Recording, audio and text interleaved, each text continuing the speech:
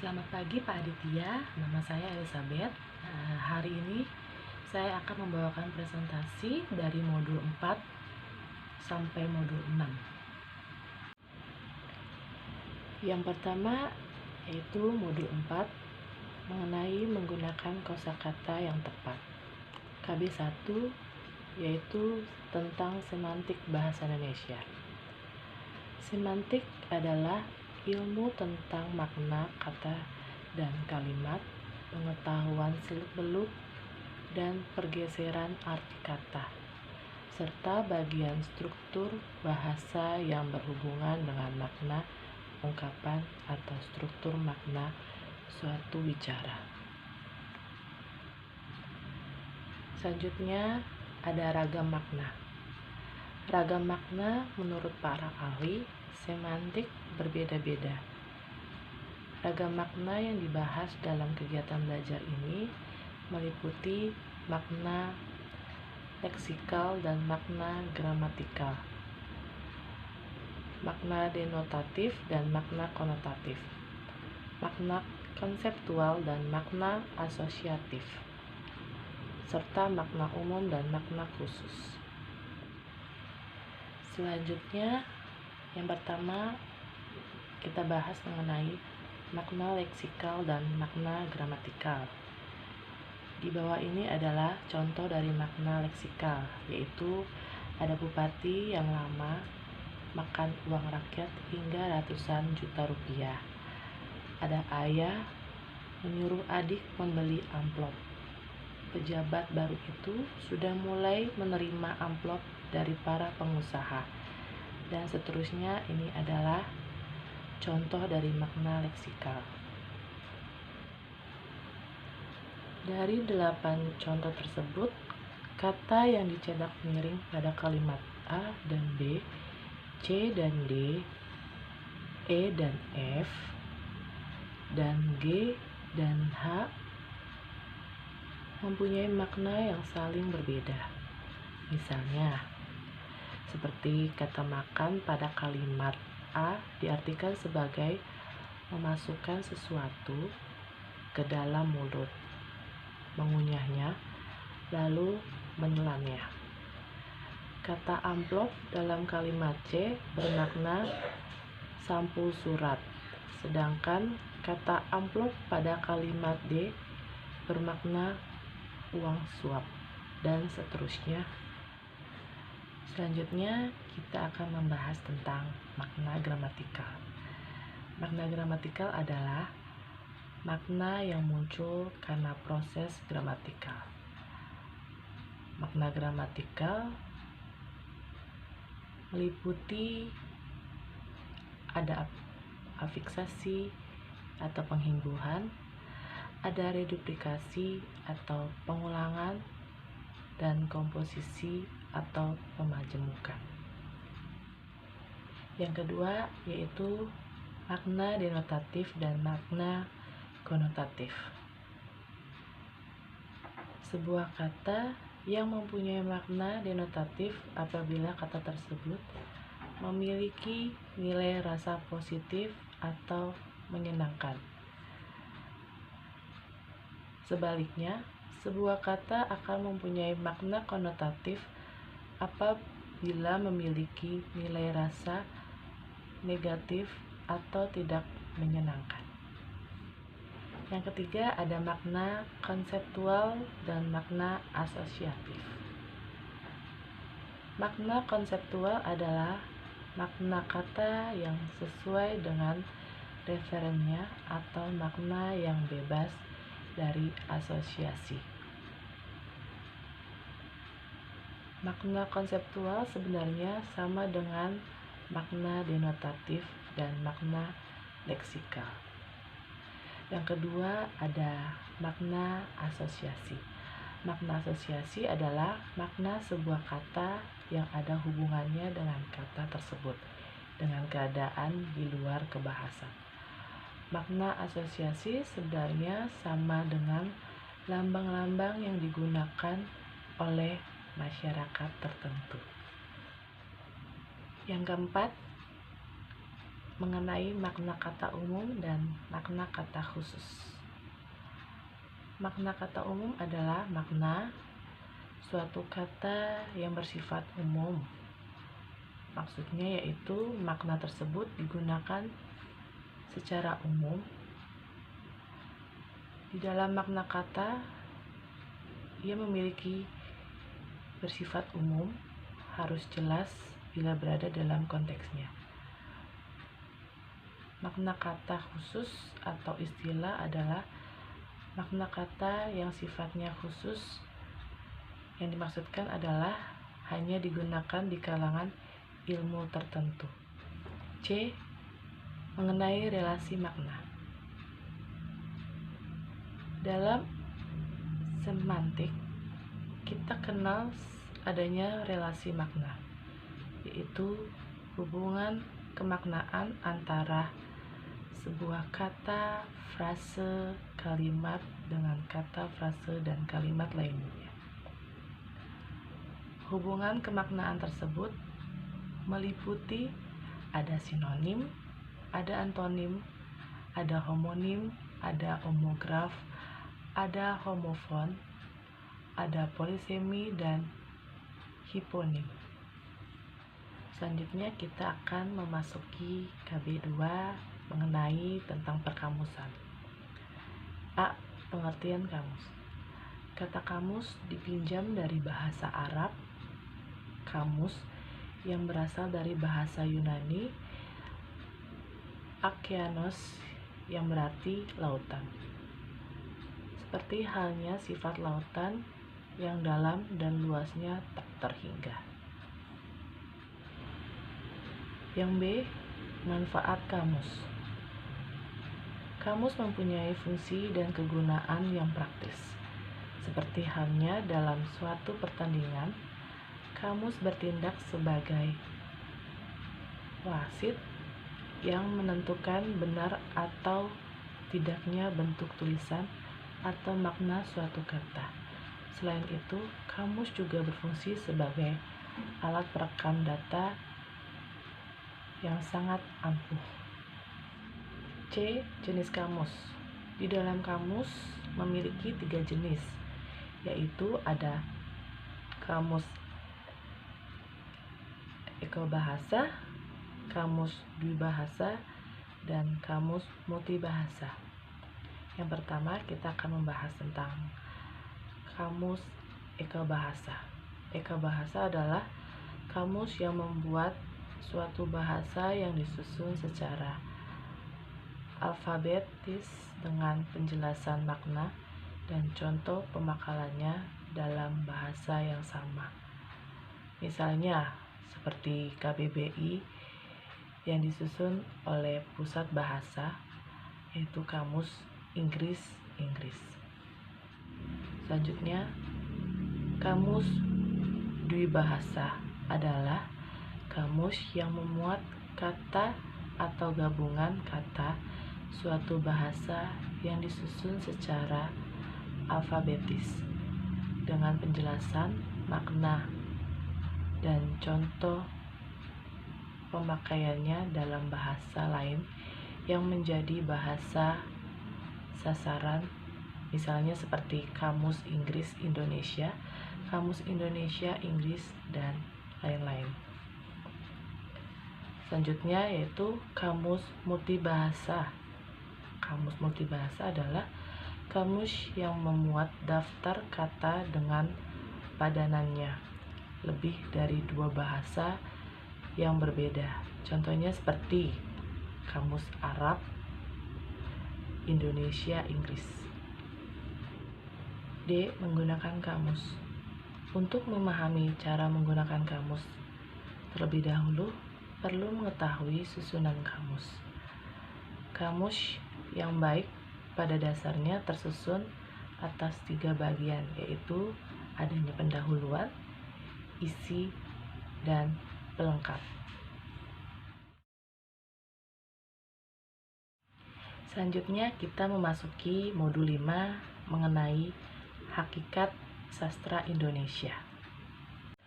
Selanjutnya kita akan memasuki KB 1, yaitu mengenai Konsep sastra Indonesia. A. Pengertian sastra. Dalam KBBI, sastra didefinisikan sebagai bahasa atau kata-kata atau gaya bahasa yang dipakai dalam kitab-kitab yang bukan bahasa sehari-hari. Oleh karena merujuk pada penggunaan bahasa dalam kitab-kitab yang tidak merujuk pada bahasa sehari-hari. Pengertian sastra ini identik dengan penggunaan bahasa yang indah yang tidak sembarangan. Dalam pengertian lain, Jakob Sumardja dan Saini KM menjabarkan bahwa sastra adalah ungkapan pribadi manusia yang berupa pengalaman, pemikiran, perasaan, ide, semangat, pemikiran, keyakinan dalam bentuk gambaran konkret yang membangkitkan pesona dengan alat bahasa. Yang B. Ciri sastra anak. Sastra anak adalah karya seni yang imajinatif dengan unsur estetiknya dominan yang bermediumkan bahasa, baik lisan maupun tertulis, yang secara khusus dapat dipahami oleh anak-anak dan berisi tentang dunia yang akrab dengan anak-anak.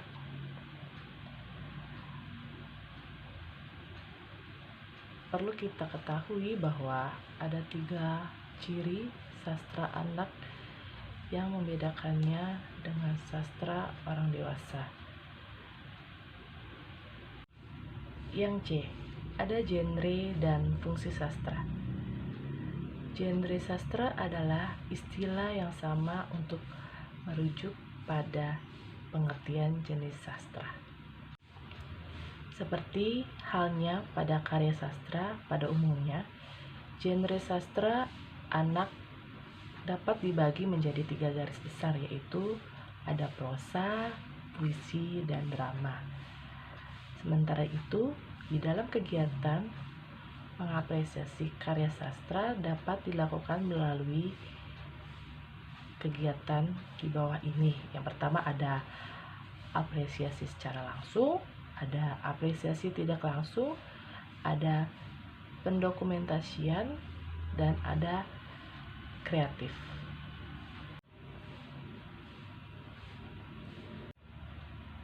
Ya, sekarang kita akan memasuki KB2, yaitu mengenai unsur-unsur pembangunan karya sastra.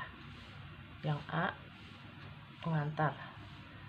Unsur pembangunan karya sastra merupakan salah satu materi di dalamnya yang membicarakan tentang struktur karya sastra sebagai sebuah karya fiksi yang tentu saja tidak terdiri atas beberapa hal yang harus saling berkaitan.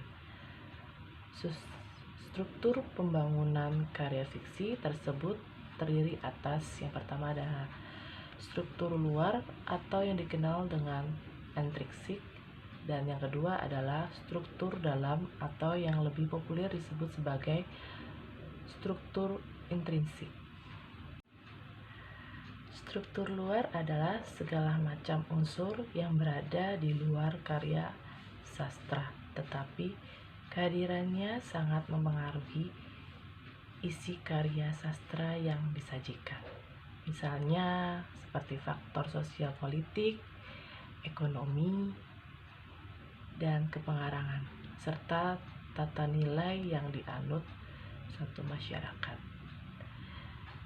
Selanjutnya ada struktur dalam, yang artinya adalah unsur-unsur yang membentuk karya sastra itu sendiri. Contohnya seperti penokohan dan perwatakan. Ada tema, ada alur, ada latar atau landas tumpu, ada gaya pencerita, dan ada pusat pengisahan. Yang B. Unsur intrinsik prosa.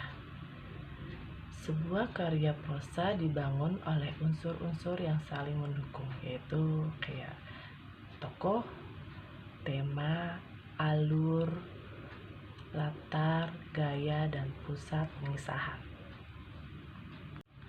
Yang C, mengenai unsur intrinsik puisi. Unsur-unsur intrinsik pada puisi relatif lebih sedikit. Hal ini disebabkan karena hakikat puisi adalah karya sastra yang padat makna dan memiliki sifat seni yang dominan. Berdasarkan hakikat puisi tersebut, maka unsur yang terpenting dalam puisi adalah adanya unsur estetis atau unsur keindahan dan unsur arti atau makna. Selanjutnya kita akan memasuki modul 6 tentang cerita anak-anak. Di dalam KB1 mengenai hakikat cerita anak-anak. Cerita anak-anak adalah cerita yang pantas dikonsumsi oleh anak-anak. Cerita ini memiliki ciri-ciri sebagai pembeda dengan cerita orang dewasa. Ciri-ciri tersebut adalah adanya unsur pantangan, penyajian, dan fungsi terapan. Yang pertama, ciri-ciri anak. A. Unsur pantangan. Unsur pantangan adalah hal-hal yang terlarang untuk disajikan dalam cerita-cerita anak-anak. Misalnya seperti tentang kekerasan atau kekejaman, masalah dendam dan kebencian, suka atau cinta yang erotis, prasangka buruk, kecurangan atau kelicikan. Yang B, tentang penyajian. Cerita anak-anak disajikan secara sederhana dan langsung, menggunakan dialog yang wajar. Untuk itu, penggunaan bahasa ditata secara singkat, jelas, dan lugas. Apabila dipandang dari segi makna, bahasa yang digunakan dalam cerita anak-anak menggunakan makna denotatif dengan kalimat-kalimat yang pendek, tidak penuh dengan gaya bahasa yang bermakna figuratif. Selanjutnya, C. Fungsi terapan. Fungsi terapan yaitu cerita anak-anak tidak hanya sekadar sebagai bahan bacaan, melainkan memiliki fungsi memberi dan menanamkan nilai-nilai kehidupan dan pendidikan bagi anak-anak. Fungsi tersebut yaitu antara lain berupa pengetahuan dan keterampilan, nasihat, dan bermanfaat bagi pengembangan anak, baik fisik maupun psikis. Yang kedua, manfaat cerita anak-anak. Cerita anak-anak dapat digolongkan menjadi beberapa jenis,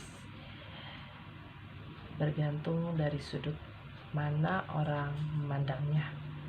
Sesuai dengan fungsi terapan yang dikandungnya, maka cerita anak-anak yang akan disajikan di SD dikelompokkan berdasarkan perkembangan jiwa dan kognitif anak.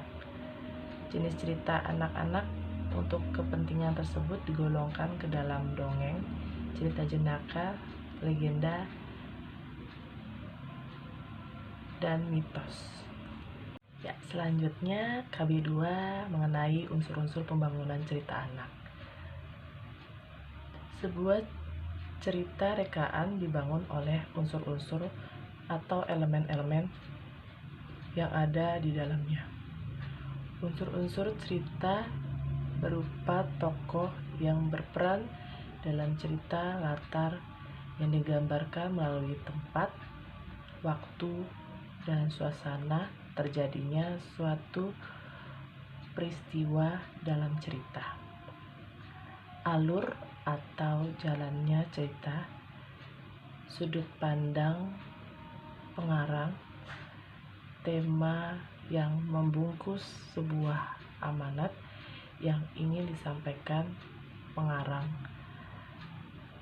pada pembacanya dan gaya yang digunakan pengarang.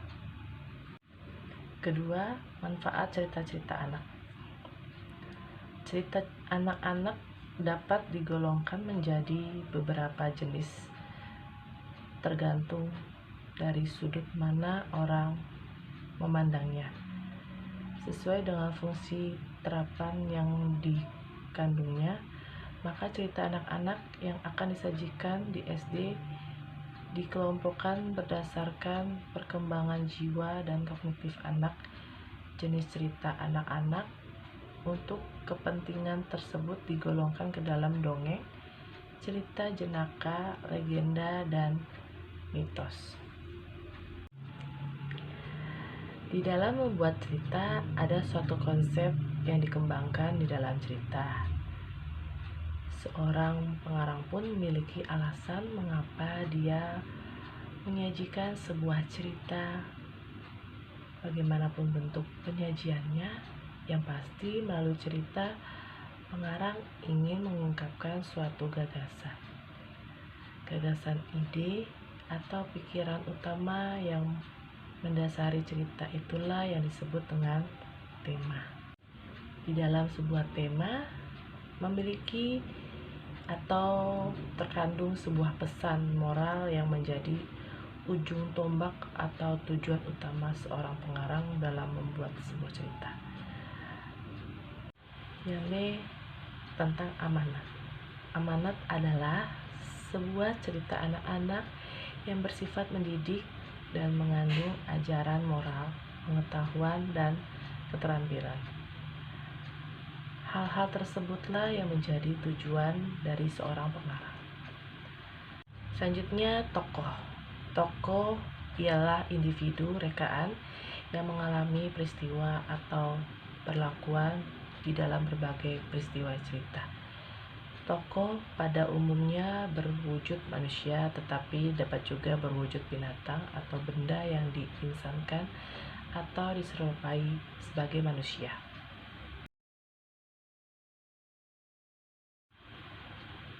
Tokoh sentral dan tokoh bawahan. Berdasarkan fungsinya, tokoh dalam cerita dibedakan atas tokoh sentral dan tokoh bawahan. Tokoh sentral atau tokoh utama adalah tokoh yang memegang peran penting dalam cerita, sedangkan tokoh sentral yang berperan baik disebutnya dengan istilah protagonis, sedangkan lawannya disebut antagonis.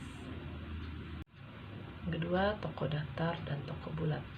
Di dalam cerita rekaan, tokoh datar diungkapkan atau disoroti dari satu segi wataknya saja. Tokoh datar bersifat statis. Di dalam perkembangannya, watak tokoh itu sedikit sekali berubah. Bahkan ada kalanya tidak berubah sama sekali. Dengan demikian, tokoh datar mudah dikenali dan mudah diingat. D. Latar. Latar atau setting diartikan sebagai landas tubuh sebuah cerita. Secara kasat mata, latar dalam cerita berkenaan dengan tempat atau ruang dan waktu yang tergambar dalam sebuah cerita. Di sini secara terperinci, latar meliputi pertama ada penggambaran lokasi geografis, termasuk topografis, pemandangan, perincian perlengkapan sebuah ruangan, pekerjaan atau kesibukan sehari-hari para tokoh, dan selanjutnya masih ada, bisa dibaca dan dilihat. Ya, ini adalah contoh dari kutipan cerpen yang berjudul Oh, Oh, Oh.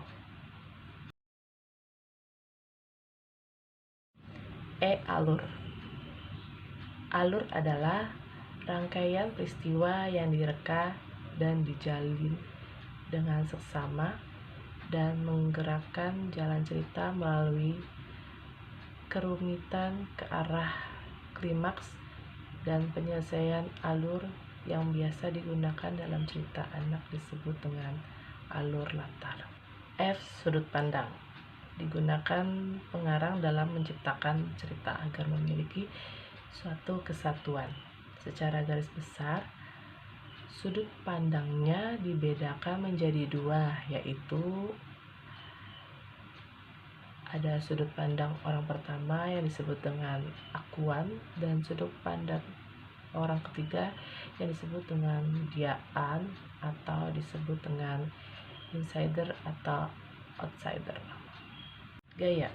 Gaya disebut cerita sebagai hasil kerja kreatif seorang pengarang, terbentuk melalui proses pengolahan bahasa yang digunakan oleh pengarang terkaitan erat dengan bahasa. Gaya bercerita sangat berkaitan dengan unsur-unsur cerita seperti tema, latar, tokoh, dan sudut pandang. Ya, sekian presentasi dari saya. Terima kasih.